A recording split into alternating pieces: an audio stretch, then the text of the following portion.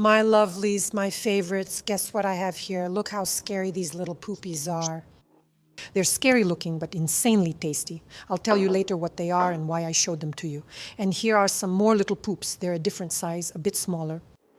They're all different shapes and sizes. This is really dark chocolate, probably 95%. And this is dried fruit. And inside the dried fruit, some of the candies have nut paste without sugar. And in the other candies, I put a walnut. And we do all this with my younger daughters so that we don't get stuck and endlessly scroll through, well, whatever, TikTok, Instagram, and so on. Fortunately, my Instagram was blocked, so make sure to follow me.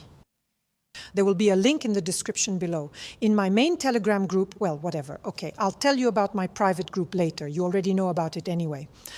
Right now we're studying the psychology of fashion. It's incredibly interesting. At least subscribe to the main Telegram channel because there's no Instagram, and most likely there won't be. I've deleted it from my phone. So why was my Instagram removed? Let me explain. First, the rules changed. Many people are getting blocked. If this matters to you, consider this a warning.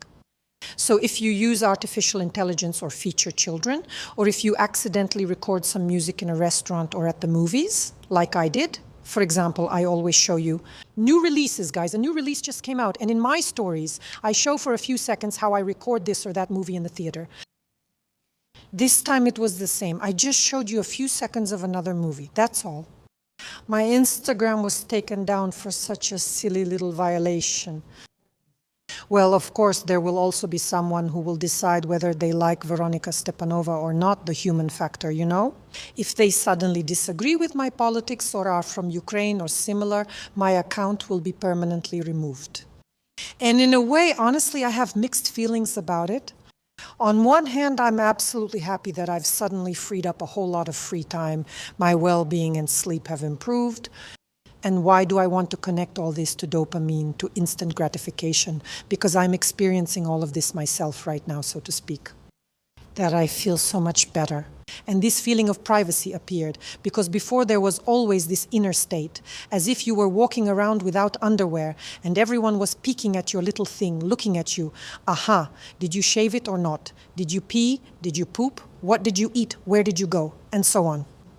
So on one hand, there is a huge advantage in this. Your viewer becomes emotionally attached to you, starts to be friends with you, waits for you, loves you, and so on and so on, yes. You can sell your product to them a bit more easily, yes. They already trust you, and that's all great. However, there is also a sense of inner vulnerability. It's like you're in a certain state of tension. You might not even notice it, but the tension is there. And there are immediately both pros and cons, pros and cons. Next, what was the upside of Instagram after all? It still motivated you to look beautiful every day. You had to look good, put on makeup, do your makeup nicely, dress nicely, take a photo, walk, do a little runway, say something. So it really does push you. That's why we'll be looking for some kind of balance, a middle ground, I'll say right away. Without any extremes, yes, without getting hysterical about it. So in the end, what happened was they took it down for me. I deleted it myself. I wasn't too upset about those photos, even though I'd run it for about 15 years, basically as long as Instagram has existed. And I just don't get it. Like, do I have child pornography there? Am I encouraging suicide? Am I selling drugs? What am I doing that's so bad to get me blocked, right? So if you want to be closer to me in every way, emotionally and in all sorts of situations, then definitely join my Telegram. I actively post everything there, including photos. That's it. So that's it, my dear cuties. By the way, let me know in the comments if you've ever tried to fight your addiction and deleted any social networks. Which social networks did you delete? How completely did you delete them? And how did this digital detox help you, if it did at all? And I had another experience, by the way, totally by accident. We were sailing through the fjords of Chile, and nobody told us there wouldn't be any internet on the ship. I arrived, there was no internet, and we set sail. That was it. So there was no internet for 2 weeks. But that's great. Why? Because that vicious dopamine cycle goes away. I mean, this endless scrolling, it ends up corrupting you so much. Like watching pornography, endless sweets, chips, reels. These are all things that corrupt you very quickly. They stimulate you so much that you instantly become exhausted. You get worn out. So what did we actually do during that 2-week detox? My husband and I philosophized. We came to some conclusions. We looked at each other and we gave each other massages. Well, besides all those tourist activities like going to different islands, we just enjoyed each other's company in every way, read books and so on. By the way, I'll get straight to the point without all these introductions because you already know them. Basically, okay, a quick primer for you. Dopamine is a neurotransmitter, a chemical in the brain that transmits signals between neurons and helps regulate behavior. It gives motivation, and the desire to act is involved in the reward and learning system and helps the brain understand that something is important. Repeat that. So, dopamine. It's a signal of I want and I do, first and foremost. This is just a brief intro, but you already know it. Here, I actually want to focus in this video on very real, everyday things I've ultimately come to realize. As a result, I had more free time and I decided that my child and I would make healthy candies in the evening. While we're making these healthy candies, these little ugly things, I don't know why they turn out looking so weird. By the way, tell me in the comments what your favorite healthy desserts are. I really like them. First of all, dark chocolate. It's super healthy. Next, I have dates here. In another dessert, I have prunes. Inside the prunes, I also have a walnut, yes. You can melt this dark chocolate in a water bath and it's done quickly. And you should do this together with your children. They find it incredibly interesting. At this moment, you're spending time with them. You focus on real human pleasures because we are turning into mindless cattle. Through this endless scrolling, which eventually drives you where? Let's take a look. That infamous Instagram of mine got deleted. I'm not sure if that's good or not. There were pretty good views there. I feel a little sorry about it. Again, it's a very mixed feeling. But on the other hand, I was constantly peeking into other people's lives. I faced that. I got caught up in obsessively watching other women. I always felt like they were better than me. Let me know if any of you feel the same way. And on one hand, it kind of motivated me. But when there was kind of an overdose of all this, and when you get stuck on it, you really do go into that overdose. You start to feel your self-esteem drop. Your self-confidence starts to gradually crumble. It's like you're disappearing. These beautiful women with long blonde hair who walk somewhere around New York. These fitness girls who eat so healthy, drink their green smoothies, work on their butts, and their skin is so good and everything is just great for them. They're so rich and beautiful it makes you feel like your butt and skin aren't good enough. Honestly, I'm just an old smelly bitch. That's why, to prevent this from happening, it's important to shift your focus to real things. And the same thing, by the way, happens with pornography. There's a tendency, comment if you get hooked on porn. And so, in order to experience that familiar pleasure and arousal, I know that I need to turn on my favorite movie, Wasteland, about two girls who lick each other's privates. But they don't just lick each other's privates. One of them gives oral to the taxi driver, and then the other comes over and starts doing it too. So together, they both give oral to the taxi driver. And then she goes to a bar and she has sex with some guy she just met a second ago. And the other one climbs up onto this booth and watches from above as his penis goes in and out of her vagina. And all of this excites. But in real life, it's not all that fun. There's a big difference. In real life, you can't really repeat this. Even though in theory you could, but it won't bring the same pleasure. Because in real life, you'll be faced with this hairy, smelly mess. You'll realize it's some kind of rough, nasty person, smelly, with all sorts of different generic diseases. That's the reality. So our fantasy is one thing, and this scrolling, this porn, our quick dopamine rush, the desire above all else. Because it's not just the pleasure hormone, our neurotransmitter, but above all, it's the drive to act. Now, now, now, the anticipation. It's more about anticipation. Actually, dopamine is involved in a lot of things. We understand it in an extremely shallow, limited, and poor way, and it's a complex topic, yes, and very controversial. There are many different studies on this subject. Let's not get bogged down, let's actually get closer to reality. So if you get stuck on this porn, you realize that everything else, even at home, isn't as interesting or as fun anymore. I remember all the boys who are my clients. They would complain like, my wife isn't like that, not like the ones in porn. Those women are beautiful, so beautiful. She has big breasts, she wears beautiful lingerie, she has gorgeous hair, makeup, lips. She just looks so hot. But my wife is just not like that at all. I don't know, everything feels bland, dull, boring. And that's exactly how it will be if we keep watching pornography, if we keep endlessly scrolling through those cursed reels, right? And TikToks, by the way, subscribe. TikTok, follow me on TikTok. The link is down below in the description. Everything there is really useful, unlike all that other crap that just gives you pimples. Sometimes you ask yourself, why did you watch that? Did you really spend 2 hours on it? What's even worse is when you wake up and you think, just let yourself rest, just relax, enjoy the sunshine. For once, just take a shower, stretch a little, go to your workout, have some tea or coffee. What's worse here is that it's a pre-stressful state. Just have a drink, but relax, everything else can wait. Because right now, when you wake up, those 2 hours after waking up and the 2 hours before falling asleep, they are actually very vulnerable, and it's all very hypersensitive. That's why it's better not to touch your phone at all during this time. Don't read those crazy news stories. Don't do it. But no, the first thing you do is reach for your phone. What do you check on your phone, especially here? We have a time difference, and I'm immediately curious about what happened in Russia since I've already slept through everything.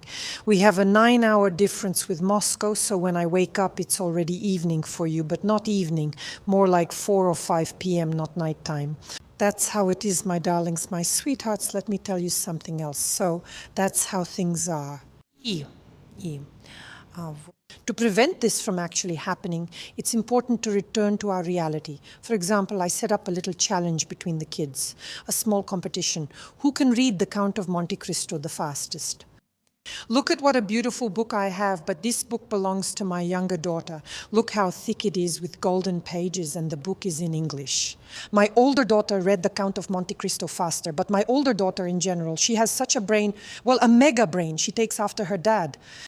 It's not just from her dad, she takes after her grandfather. Our grandfather has such a huge head, he's just a brilliant virologist, and my older daughter takes after him accordingly. Yes, they read this book, and you can imagine how much harder it is. Now, with all this scrolling, we're all turning into people with ADHD. Actually, we can't hold our attention at all. Our concentration drops instantly in a flash. And it's so hard now to make yourself watch something really serious, philosophical, art house, underground, some kind of auteur film, the kind you could analyze, talk about, a deep movie. Just try turning on Tarkovsky now. Really, you'll start falling asleep. It'll seem boring. Everything around you starts to feel boring. That's how much we've overstimulated and spoiled ourselves with all this fast-paced stuff. This clickability, our way of thinking, in the end, it plays a cruel joke on us. We turn into some kind of brain-dead vegetable like that. Well, like something like what?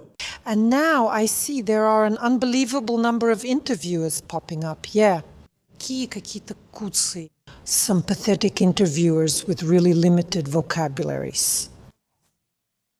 Everything has become like that. But in America, by the way, it's the same thing. I'm not going to praise it now. In America, everything is even worse. The level of stupidity there has just increased to some terrifying numbers. So this is happening everywhere in general. That's the trend. So my dear sweeties, well, yes, that's how things are. So in order not to fall into this feeling of boredom, or basically you could even slip into depression, by the way, or into procrastination. Yes, you can get into that state of doing absolutely nothing, which makes you feel so bad. and you start scrolling again, you start running to the fridge again, grabbing all those snacks or junk food. You want to get those instant pleasures so quickly. You're already used to them. You're used to always getting that joy. But in the end, you don't run into joy. You run into a pit made up of endless sadness, waiting, and anxiety. By the way, it's also because of the anxious state, that heightened state. But in most cases, those two go hand in hand, side by side with anxiety. And by the way, it's not even clear which is worse, anxiety or depression, because anxiety and depression. By the way, we discussed this topic with the groups, that it kind of saves you, as if depression even sobers you up a little from that anxiety, that things are so bad that it doesn't matter anymore, that you don't worry anymore, that anxiety, and even about the future, like you expect that something will happen. And depression, it tells you that everything is already over. Let's just shoot ourselves. It's all over, the end of everything. And somehow it gets a little easier, as if depression gives you a break from anxiety, from that background, because there's nothing worse than when you're stuck in those fears, in your own phobias, those what ifs, what if, what if, what if, what if, what if, what if. By the way, I cover this topic too. In the group, we went through anxiety not so long ago. Actually, the group has been going on for almost 2 years now. We'll be celebrating 2 years soon, so join us. It's never too late. At the moment, we're covering the psychology of fashion. We're discussing with the group how and in what ways. The price is absolutely ridiculous, about the cost of a cup of coffee, around 1,000 rubles, give or take, so it's basically nothing. I'm in touch with you every day. I make exclusive videos for you there daily, exclusive audio messages, constant lectures, homework assignments, meditations, visualizations, metaphorical cards, all of that, all of it. Our group is active every day, and there you'll have a pinned message where you can go through everything. You can join our group at any time, you can. It's a regular subscription, meaning you can subscribe or unsubscribe whenever you want. Subscribe, unsubscribe, that's what people do. If you're interested, come listen. We're covering it now and expect it to take 2 or 3 weeks. The psychology of fashion, how clothing affects my well-being, what I rely on internally, what motivates me when I choose certain clothes. What is that voice? The critic inside me says, don't wear this. What kind of impression do I want to make, and what impression do I actually make, right? So what is the role of fashion in our lives from a psychological point of view? What haven't we discussed? What haven't we covered in these 2 years? And all of this is available. So the entire huge video library, exclusive content, a whole database is waiting for you in my private group.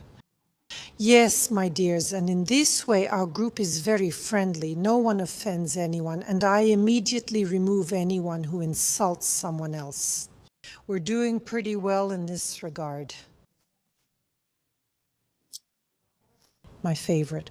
So coming back to that quick dopamine hit, so to speak, this interesting neurotransmitter. So that's how it works, this vicious cycle that seems almost impossible to break. You keep finding yourself in it all the time, year after year, year after year. It leads you to this dumbing down. It steals your energy. It steals your life. You basically start living someone else's life, waiting for something sudden, quick, unexpected, instead of enjoying the present here and now. Now.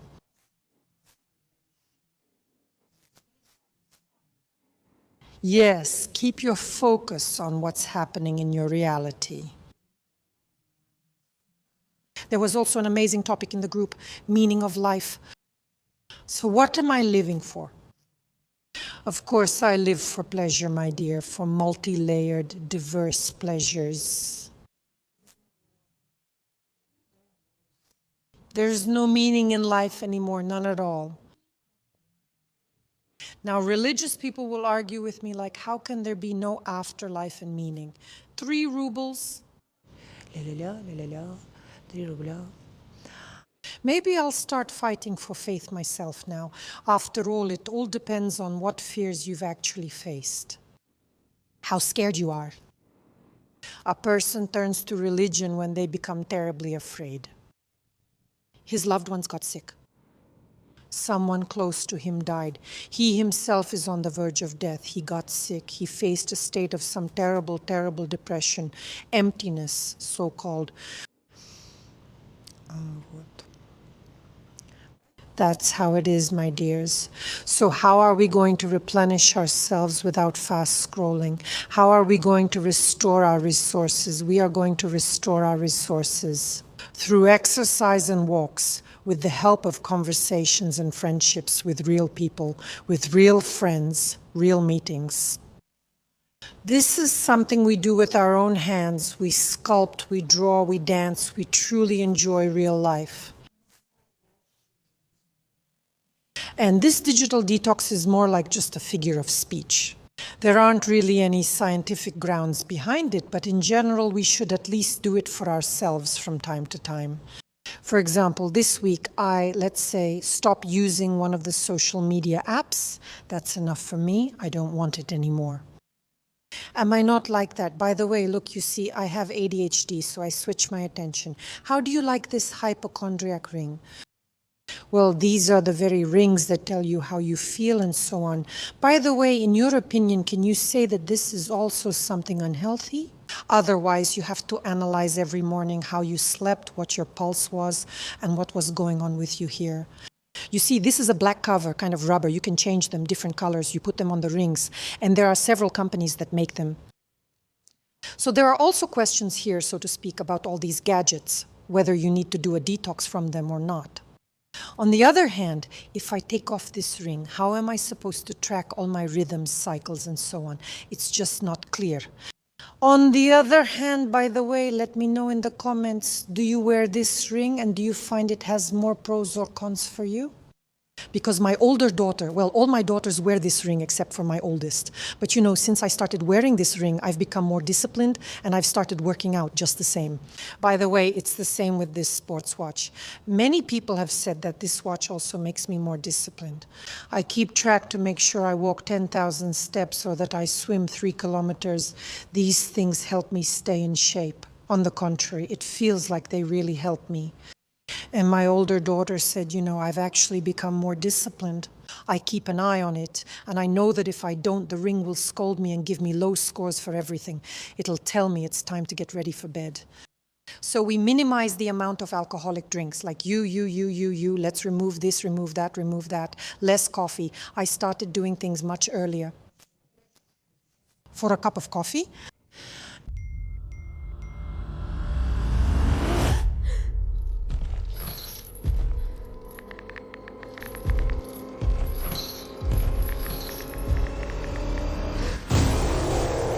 exercises, meditations, and video analyses to understand yourself and learn how to cope. In Veronika Stepanova's Allow Yourself Success group. and so on. In other words, this ring actually motivated me. So it's quite possible that not all gadgets should be given up. And overall, let's wrap up our discussion, which I think has been extremely useful. So we still end up somewhere in the middle, right? We both understand perfectly well that we can't do without artificial intelligence or these phones anymore. We are already hostages to this, and in fact it gives us various opportunities. Like opportunities in your career, in school, really in a lot of areas. That's why, of course, we can't give it up, but we simply must regulate our screen time if we want to feel healthy, yes, both mentally and physically whole.